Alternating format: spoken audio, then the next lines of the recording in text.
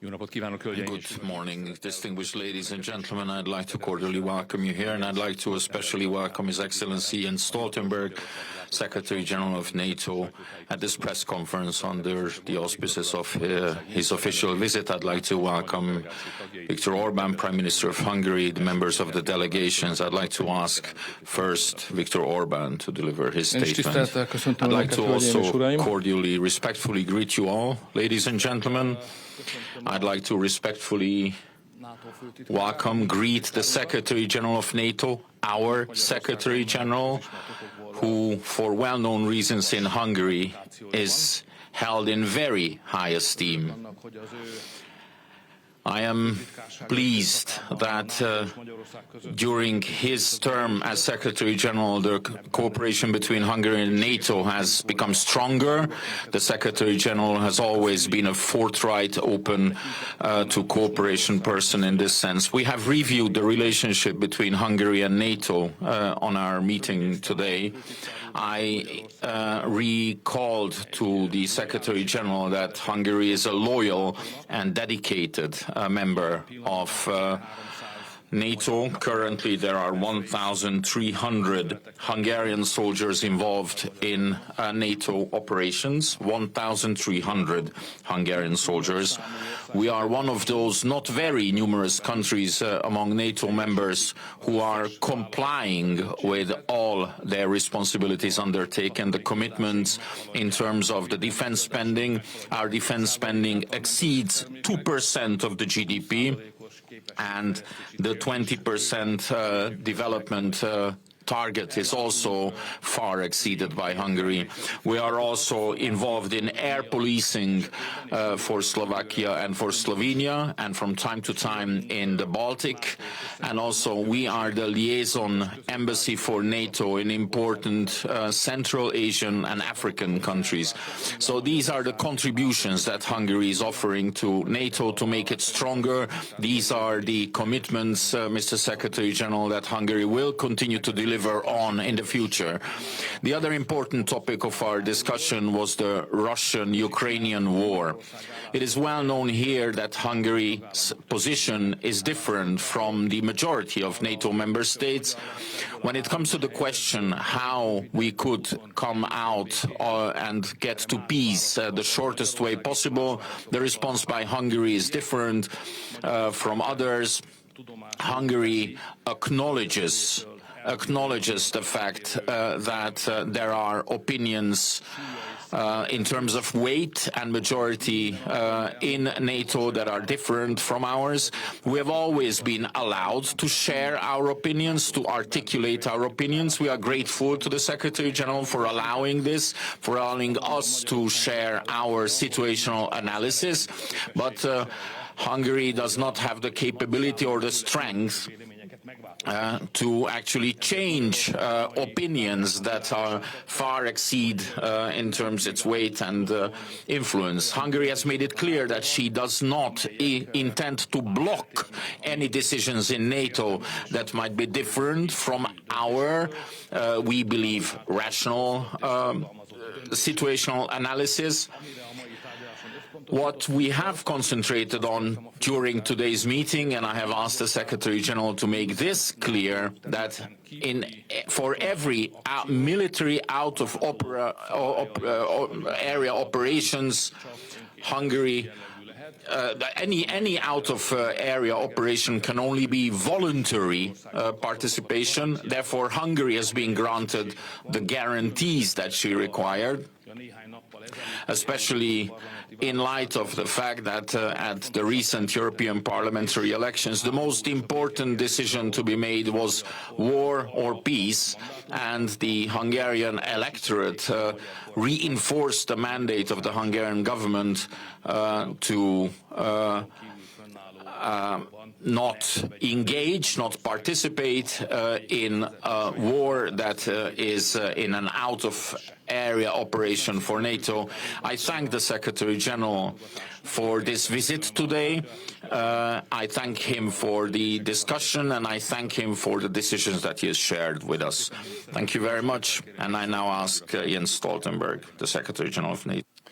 Prime Minister Orbán, Viktor, it's good to be back in Budapest and to meet with you today. Thank you for hosting me and my delegation on the eve of our meeting of NATO Defence Ministers in Brussels later this week, and less than a month ahead of our important Washington summit with the heads of state and government in July. Hungary has been a valued NATO ally for 25 years. You lead one of our multinational battle groups helping to deter aggression.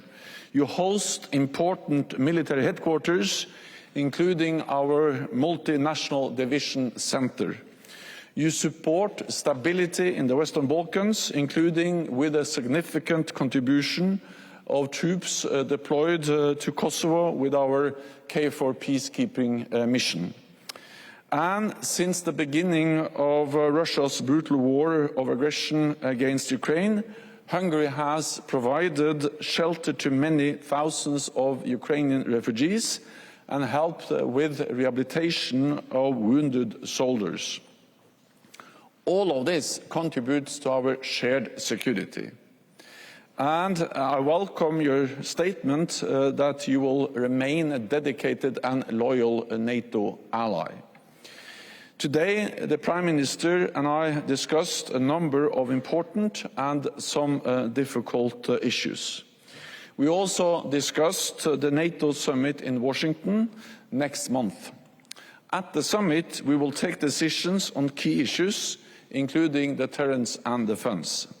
Since 2014, NATO has undergone the most significant transformation in our collective defence in a generation.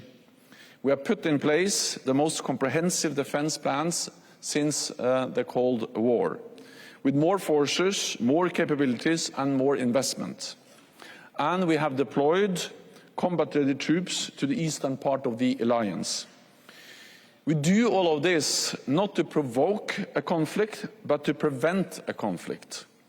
NATO's core task is not to wage war, but to prevent war, as we have done for 75 years by providing credible deterrence and strong collective defence. To ensure there is no room for miscalculation by Moscow or in any other potential adversary about our capacity and resolve to protect every ally. For 75 years, NATO has been the ultimate guarantor of security for our members, providing peace, freedom and prosperity in the whole of Europe, not least in the countries of the former Warsaw Pact. Prime Minister, you and I also discussed the situation in Ukraine. At the summit, I expect allies will agree a leading role for NATO in coordinating and providing security assistance and training for Ukraine. I also expect allies will agree a long-term financial pledge to provide military support. This will provide the predictability and accountability that Ukraine needs. Prime Minister Orbán has made it clear that Hungary will not participate in these NATO efforts, and I accept this position. And I'm glad that today the Prime Minister and I have agreed on modalities for Hungary's non-participation in NATO support to Ukraine. No Hungarian personnel will take part in these activities, and no Hungarian funds will be used to support them. At the same time, the Prime Minister has assured me that Hungary will not oppose these efforts, enabling other allies to move forward. And he has confirmed that Hungary will continue to meet all of its NATO commitments in full. So, Prime Minister Orbán, thank you again for your hospitality. I look forward to continuing working together with you, and I'm looking forward to see you in Washington. Thank you. Köszönöm szépen, főtitkár úr. Kettő rövid kérdésre lesz. Secretary General, we have time for two short questions. First, it's the Hungarian National Television. Thank you very much. Hungarian Evening News. Prime Minister, I would like to ask you, what is the guarantee that Hungary will not be forced or coerced by NATO into any undertaking in Ukraine. There are two guarantees we have. One is the Hungarian government, and the other is, of course, the Secretary General of NATO, who quite clearly elaborated that he does not have any intent to this end, and the Hungarian government has a very clear stance on the Ukrainian-Russian war. We are not children. It is not worth chasing illusions. This is a very, very difficult political issue. The whole invasion of Russia raises a lot of issues in the global politics as well. It is not easy in this situation to find the appropriate answers. And there will always be times, moments in time when decisions have to be made urgently, when there's a lot of decisions that need to be made, and one of these times are just now. The Secretary General has said, especially because of the NATO summit, in these decisions we have been able to articulate the Hungarian position and to come to a fair agreement with the Secretary General. But as I've said, this difficult period has not come to an end. Once the NATO summit is over, there will be difficult moments when, again, there might be decisions, difficult moments that might raise the issue of involvement in the war in that phase. But those decisions will have to be made then. So I can only undertake any guarantee that I've done at the elections on Sunday. When the decision comes, when the moment comes, I will represent a position that is equitable for Hungary, and I will try to have that informed. Thankfully, the founding documents of NATO make it clear that for any out-of-area operations and participation therein can only be voluntary.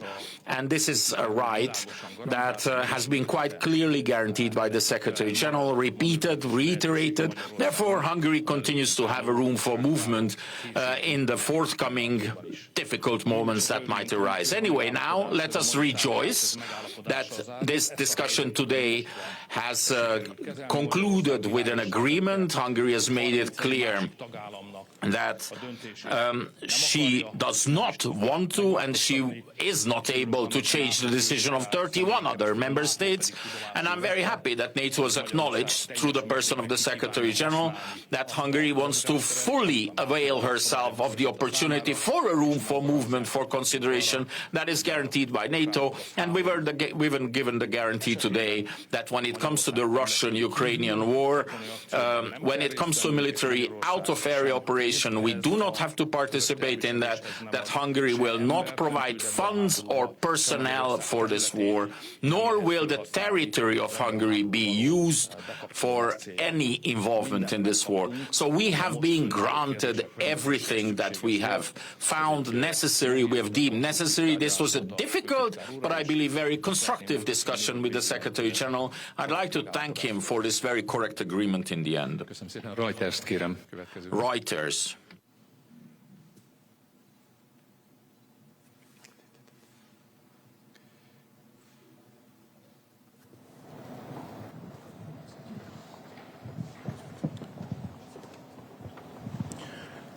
I'm Wadi Rajuri from Reuters News Agency, and I would like to ask Secretary General, Hungary's foreign minister repeatedly called NATO's Ukraine mission, I quote, a crazy mission.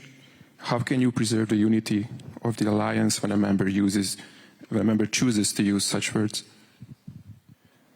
Well, in NATO we are 32 allies, and sometimes there are different opinions, but we have proven again and again that we are able to overcome them and find a common way forward.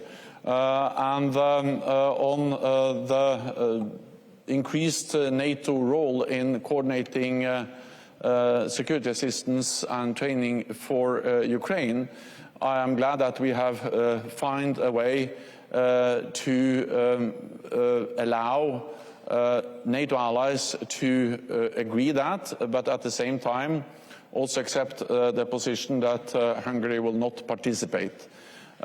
It's not a NATO obligation to participate in all NATO missions and operations or activities, as long as all NATO's allies adhere to the core obligations in the Washington Treaty, our collective defense, our security guarantees.